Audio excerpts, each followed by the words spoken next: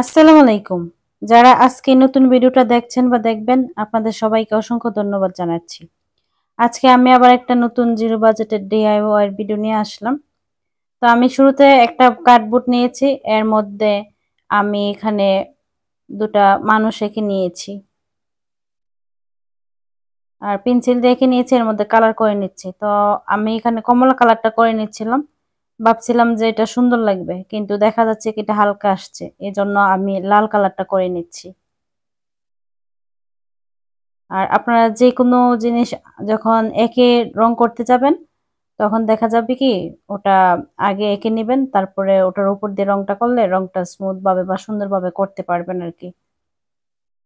এখন আমি আকাশি কালার করে নিচ্ছি। আর আমি আগেই বলে দিচ্ছি, আমি এসব আঁকাআঁকিতে এক্সপার্ট না। আমার কাছে যেমন মানে আমি যতটুকু পারছি ঠিক ততটুকুই আমি এখানে এঁকে নিছি আরকি।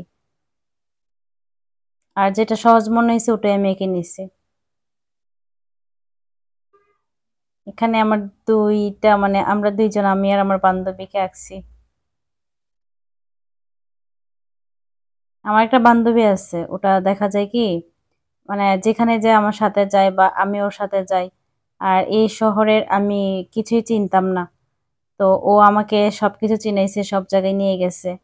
তো আমরা সবসময় একসাথেই থাকি। তো ভাবলাম ওর কথা চিন্তা করে আমি আসলে এই ড্রয়িংটা করছি, বা এই হ্যাঙ্গিং ওয়ালমেটটা বানানোর চিন্তা করছি ওর কথা মাথায় রেখেই। আমি প্রথমে কালারটা করে নিছি, তারপরে হচ্ছে সাইড দিয়ে বর্ডারটা দিয়ে দিচ্ছি কালো কালার দিয়ে। আর ক্রিম কালারটা আমার কাছে ছিল না, তাই ক্রিম কালারের একটা পেন্সিল দিয়ে আমি স্কিনটাতে দিয়ে দিচ্ছি। ক্যামেরাতে কিন্তু তেমন একদম বোঝা যায় না সবকিছু, তাই না? কিন্তু অফ ক্যামেরাতে যখন দেখবেন তখন অনেক বেশি সুন্দর লাগবে।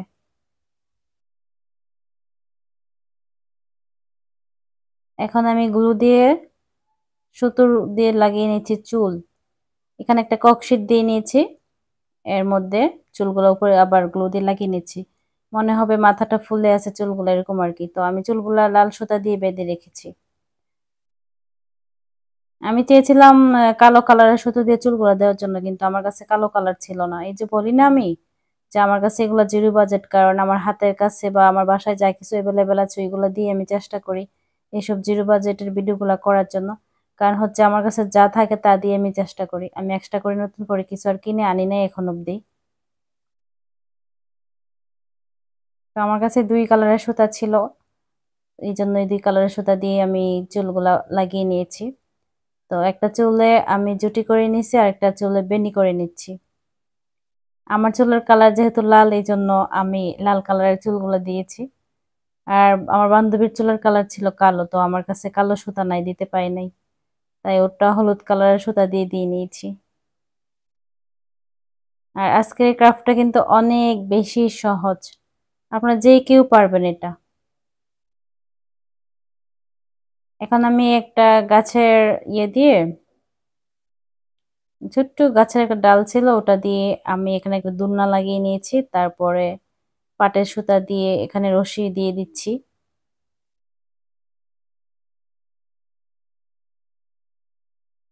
আরেকটা কথা বলি, আমি জানি না যে আমার এই ভিডিওগুলাতে কতটুকু ভুল ত্রুটি আছে।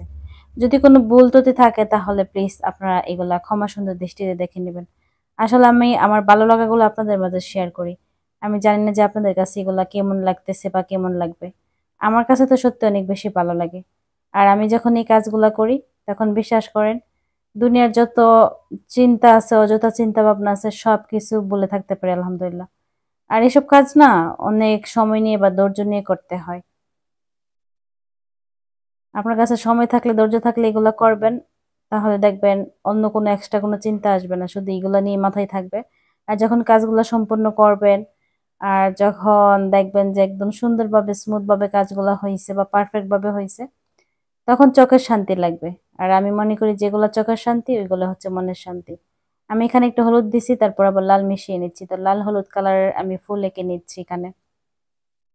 আর আমি কিন্তু অয়েল পেন্ট দিয়ে এই ফুলগুলা বা এই কালার গুলা করে নিচ্ছি, কারণ আমার কাছে অয়েল পেন্ট আছে। তো এগুলা দিয়ে আমি করে নিচ্ছি।